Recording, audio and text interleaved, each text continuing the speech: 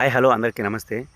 Modi sir గారు చేసిన వ్యాఖ్యల వల్ల ప్రజలేమన్నా భయపడుతున్నారా అనే విషయం గురించి మనం మాట్లాడుకుంటే, రీసెంట్‌గానే మోడీ సార్ గారు మాట్లాడుతూ, కరోనా సమయంలో మనం ఏ విపత్కరమైన పరిస్థితిని ఎదుర్కొన్నామో, ఆ పరిస్థితిని మళ్ళీ ఎదుర్కోవడానికి సిద్ధంగా ఉండాలి అనే వ్యాఖ్య అయితే ఒకటి చేయడం జరిగింది. బట్ అలా మాట్లాడే సమయంలో అనేక విషయాల గురించి మాట్లాడారు. ఫుడ్ గురించి, గ్యాస్ గురించి, పెట్రోలియం గురించి, ఇంకా చాలా విషయాల గురించి మాట్లాడారు. కానీ, అవి ఎన్ని మన దగ్గర స్టాక్ ఉన్నాయి? ఎన్ని రోజులుగు ఇలాంటి విపత్కరమైన పరిస్థితిని ఎదుర్కొంటే, మనకు ఇబ్బంది లేకుండా ఉంటుంది అనే డేటా గురించి అయితే మాట్లాడలేదు.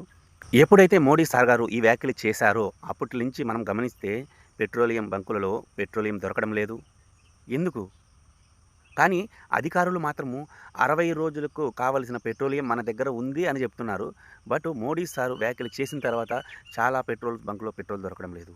ఇంకో విషయం మనం గమనిస్తే ట్రంప్ గారు ఎప్పుడైతే 5 రోజుల పాటు యుద్ధాన్ని ఆపేస్తున్నాను అని అన్న సమయం ఉందో, అదే సమయానికి మోడీ సార్ గారు కూడా ఈ వ్యాఖ్యలు చేయడం జరిగింది.